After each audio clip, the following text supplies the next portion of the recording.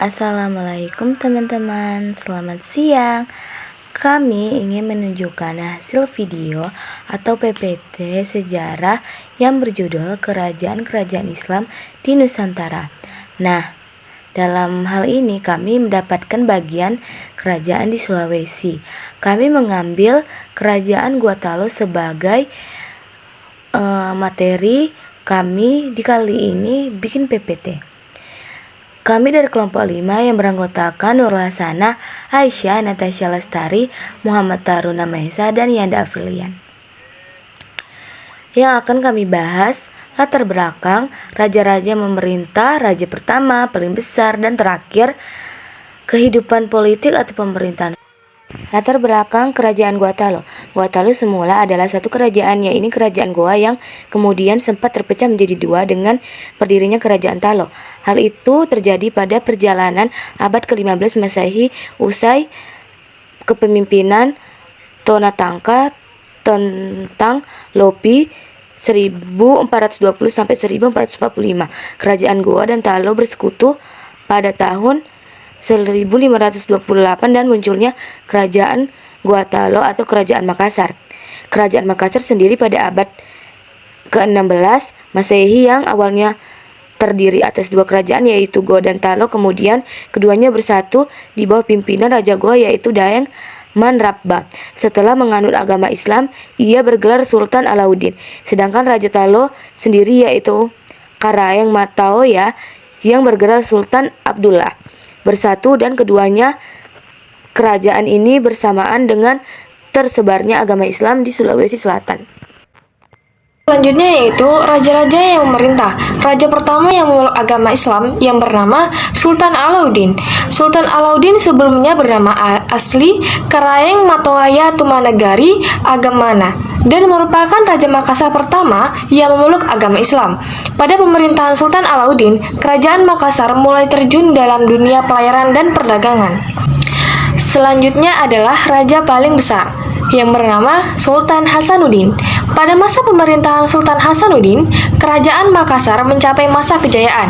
Makassar berhasil menguasai hampir seluruh wilayah Sulawesi Selatan dan memperluas wilayah kekuasaannya ke Nusa Tenggara, Sumbawa, dan bagian Flores. Hasanuddin mendapat julukan Ayam Jantan Timur karena keberaniannya dan semangat berjuangnya untuk Makassar menjadi besar.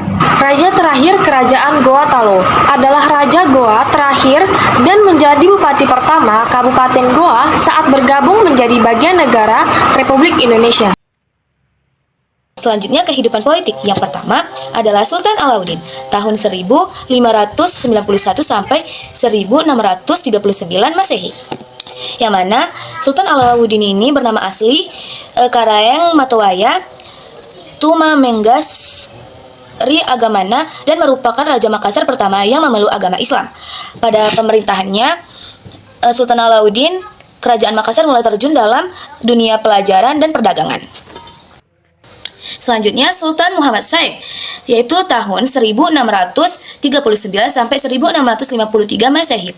Pemerintahan Sultan Muhammad Said, perkembangan Makassar maju pesat sebab Bandar Prasid. Bahkan Sultan Muhammad Said juga pernah mengirimkan pasukan ke Maluku untuk membantu rakyat Maluku berperang melawan Belanda. Yang terakhir ada Sultan Hasanuddin. Pada masa pemerintahan Sultan Hasanuddin 1654 sampai 1660, kerajaan Makassar mencapai puncak kejayaannya. Ia berhasil membangun Makassar menjadi kerajaan yang menguasai jalur perdagangan di wilayah Indonesia bagian timur. Pada masa Hasanuddin, terjadi peristiwa sangat penting, persaingan antara Gua Talo atau Makassar dengan Bone yang berlangsung cukup lama, diakhiri dengan keterlibatan Belanda dalam Perang Makassar 1660 sampai 1669. Bone merupakan wilayah kekuasaan Makassar yang dipimpin oleh Arupalaka atau Arung Palaka menawarkan kerjasama untuk membantu Belanda. Perang ini juga disulut oleh perilaku-perilaku orang Belanda yang menghalang-halangi pelaut Makassar membeli rempah-rempah dari Maluku dan mencoba ingin memonopoli perdagangan. Keberanian melawan Belanda membuat Sultan Hasanuddin dijuluki Ayam Jantan dari Timur oleh orang Belanda itu sendiri. Dalam perang ini, Hasanuddin tidak berhasil mematahkan ambisi Belanda untuk menguasai Makassar.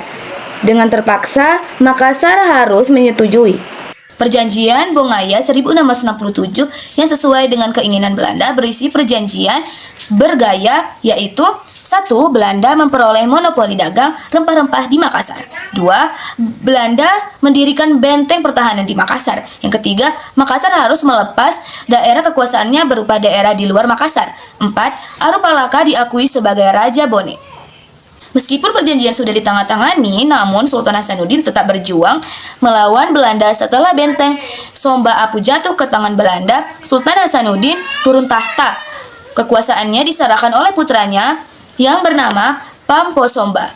Belanda berharap Pampo Somba bisa bekerja sama, tetapi sebaliknya ia meneruskan perjuangan ayahnya. Rakyat Makassar marah atas keputusan perjanjian Bongaya. Perlawanan rakyat Makassar makin berkobar dan berlangsung hampir 2 tahun. Banyak pejuang Makassar pergi ke daerah-daerah seperti Banten, Madura, dan sebagainya, guna membantu daerah-daerah bersangkutan dalam upaya mengusir VOC. Pejuang tersebut diantaranya Kareng Galesung, Monte Marando yang membantu perjuangan rakyat di Jawa Timur.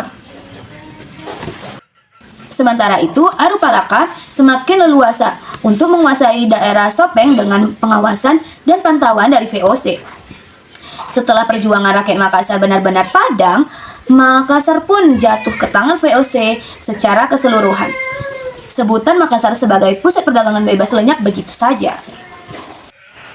Selanjutnya, sosial budaya kerajaan ini menjalin hubungan dengan Ternate yang sudah menerima Islam dari Gresik dan telah menerima jalur Islam. Masyarakat Makassar juga mengenal lapisan sosial yang terdiri dari lapisan atas yang merupakan golongan bangsawan dan keluarga disebut dengan anak karung atau karaeng, sedangkan rakyat kebanyakan disebut tomaradeka, dan masyarakat lapisan bawah yaitu para hamba sahaya disebut dengan golongan ata. Dari segi kebudayaan, maka masyarakat Makassar banyak menghasilkan benda-benda kebudayaan yang berkaitan dengan dunia pelayaran. Mereka terkenal sebagai pembuat kapal. Jenis kapal yang dibuat mereka oleh Makassar dikenal dengan nama penisi atau lombo. Selanjutnya, kehidupan ekonomi. Kehidupan ekonomi masyarakat kerajaan Gotalo mengandalkan sektor perdagangan maritim. Hal ini disebabkan letak Makassar yang strategis dan menjadi bandar penghubung antara Malaka, Jawa, dan Maluku sehingga ramai mengunjungi pedagang-pedagangan dari dalam dan luar negeri. Masa kejayaan dicapai pada abad ke-17 ketika kerajaan ini menjadi pusat perdagangan dan berkembang di sektor pemerintah, ekonomi, militer, dan sosial budaya. Pada saat ini, Kesultanan Gotalo dalam kepemimpinan Sultan Hasanuddin atau dijuluki sebagai Ain Jantan dari Timur. Dalam sejarah kerajaan Gotalo yang pertama ada Bala Lempoa. Bala Lempoa atau yang berarti rumah besar merupakan istana yang menjadi tempat kediaman Raja Goa. Istana ini dibangun pada tahun 1936 setelah diangkatnya Raja Goa ke-36. Manginiangi Daeng Matutu Karaeng Bontonompo yang bergelar Sultan Muhammad Tahir Muhibuddin. Kedua ada Benteng Somba DPU. Benteng Somba DPU merupakan salah satu peninggalan sejarah kerajaan Gotalo yang masih bisa dilihat hingga saat ini. Bangunan yang dulunya menjadi benteng kerajaan ini dibangun oleh Sultan Goa ke-9, Daeng Matandre Kuraeng Tomapa Rikalona pada tahun 1525. Yang ketiga ada Benteng Rotterdam. Peninggalan sejarah dari kerajaan Gotalo berikut yaitu Benteng Rotterdam. Dalam sejarah kerajaan Makassar, benteng ini awalnya diberi nama Benteng Jumpandang. Yang keempat, Masjid Tua Katangga. Masjid Tua Katangga yang merupakan salah satu peninggalan kerajaan Gotalo yang masih bisa dilihat hingga saat ini. Masjid ini dibangun pada tahun 1603 di masa pemerintah Raja Goa yang ke-14 yaitu Sultan Alauddin. Penyebab keruntuhan kerajaan Gotalo. 1. Faktor yang menyebabkan hancurnya kerajaan Gotalo adalah politik adu domba yang dilakukan Belanda. Kala itu, Raja Bone, yakni Arupalaka, terpengaruh oleh adu domba Belanda untuk berkutu dengan VOC, menghancurkan Makassar. Kemudian, kerajaan Gorontalo mengakui kekalahannya setelah bertahun-tahun berperang. 2. Campur tangan VOC. 3. Perjanjian Bongaya. 4. Kalahnya Sultan Hasanuddin. 5. Pengkhianatan Raja Arupalaka. When I see your face, when I see your face.